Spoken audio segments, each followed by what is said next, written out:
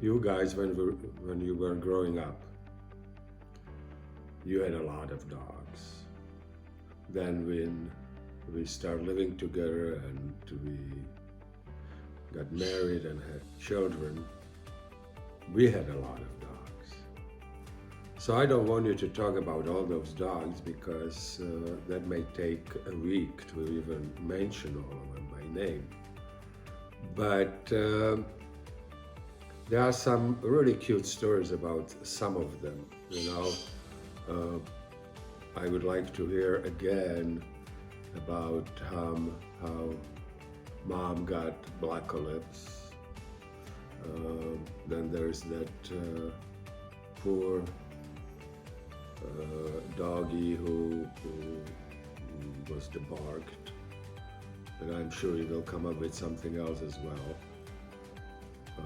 So that's basically my question. Well, all right, let's start with Bluckalypse. One year, my father was having a terrible time coming up with what to give my mother for her birthday. So he decided he would give her cash and she could go and buy what she wanted. And he gave her $300. The minute he left the house for work, my mother came and got me and said, "Come on, we're gonna go buy a dog." Which was always thrilling to me. So we spent a good part of the day looking at puppies, and the last place there was a puppy that I fell immediately in love with, and so my mother bought it for the $300 my father had given her. And we took the dog home, and my father walked in the door, and he said, "What's this?" And my mother said, "This is our new dog." And he said, "What do you mean this is our new dog? How did you get this dog?" And she said, "Well, you gave me the money. And you said I could use it to buy anything I wanted. And what I wanted was a dog." So reluctantly, my father had to agree to let her stay. And that was Bluckalypse. And I've talked about her before. The next story is about Guy. I have to preface it by saying we went very often to the vet because we had so many dogs. And we became really good friends with the vet in our neighborhood. And my mother had to take one of our dogs to the vet. So while he's taking care of our dog, he tells her that he's got a dog in the back that's dying because it's been deserted. Furthermore, he tells her that this dog had been kicked so many times by the previous owner that every bone in that dog's body had been broken at one time or another. Well, that's sad. Oh, I think it's criminal. It is criminal. The man was a musician and he worked at nights and he slept during the day, and he just couldn't take the sound of the dog barking or whatever. So his wife, in desperation, because she wanted to keep the dog, took it to a vet, not ours, because he would never have done it, but took it to a vet and had it debarked. It's awful. The process of debarking is really terrible. They put the dog to sleep, and then they take a soldering iron and they just destroy the dog's vocal cords. So it was such a sob story that my mother gave in and said, all right, I'll take the dog. Because the vet promised her that my dad would never know that the dog was there because it was debarked. And for a time, we got away with it. We hid the dog from my father.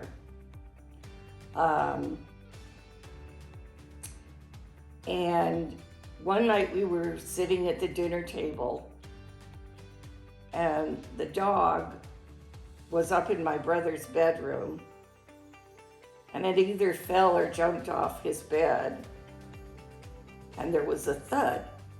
And my father said, "What's that?"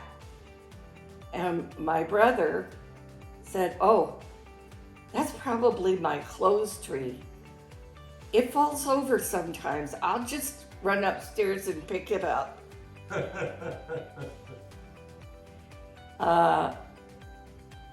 When he finally found out about the dog, again, he was not happy, but it was always 3 against or 4 against 1, because we all love dogs.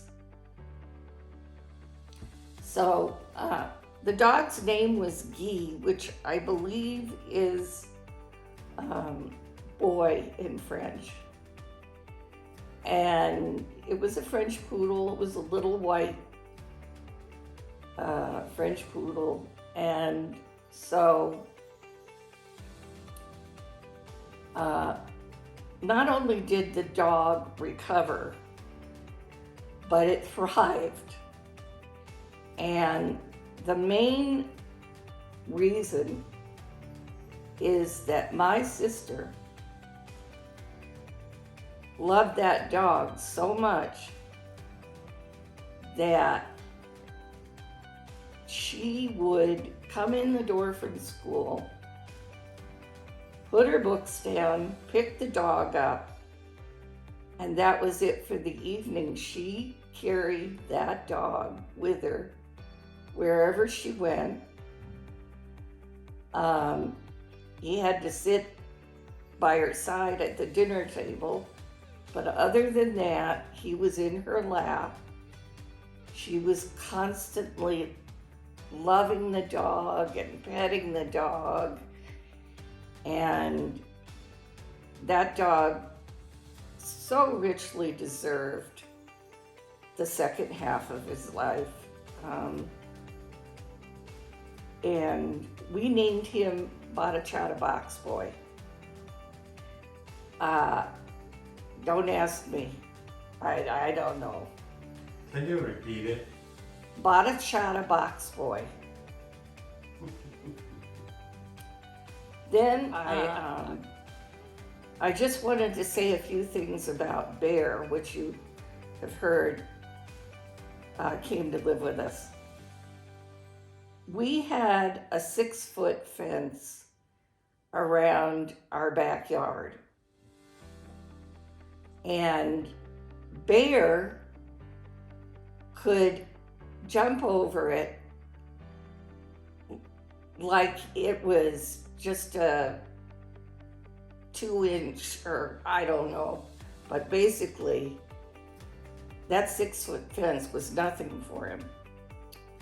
And the people who lived next door to us would occasionally come out on their back patio and talk and smoke some weed. And Bear took a disliking to that. And when he heard him, he would jump over the fence, bark at them in a menacing way, and chase them back into their house. And then he'd just jump back over the fence, and he was fine. So that's Bear. I have to add about Bear. He jumped over that fence in the way, not that he cleared 6 feet in one jump. He jumped on the fence and then he used his hind legs to prop himself over the fence. And yeah, they were scared of him like hell. He also hated mailmen. And when mailman was around, he tried to find way to chase the mailman away. It got so bad that the mailman refused to bring the mail to our door. And after we pleaded with the mail office, post office, we had to build a mailbox at the street so he could just drop his mail, or our mail already, from his mail truck directly to our box. That mailman didn't like us. And then he had one more problem, and there were bicyclists. He hated bicyclists. And he tried to chase them. But I have a little story about that. At that time, I had several convertibles, as you know. I liked my convertibles. And at that time, I had a red convertible. I think it was Chevrolet Cavalier, or something like that. And I took Bear, I needed to go somewhere, and I took Bear for a ride. But I knew that he is an escape artist, so I had him on a leash. And the leash was attached to him and to the car seat, and I thought that I have him fairly secure. Suddenly, as we go on Riverside, fortunately not very fast, he jumps out. Well, scared the jujubes out of me, but I had enough, presence of mind that I stopped slowly. I didn't, I worried that I would run over him. I stop, I get out, and there is Bear smiling at me and saying, "That was fun, wasn't it? That was really, really fun." So yeah, Bear was incredible. Vashek loved Bear. And I think what was interesting about this dog is that he really didn't come to you, he didn't bug you. If you had some food and he would like it, he was looking at you. He rarely came to you and nudged you that he wants to be pet.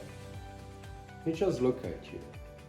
But with that look, he got you, I would say, in the palm of his hand, but he didn't have a hand, so he had it in the palm of his hand.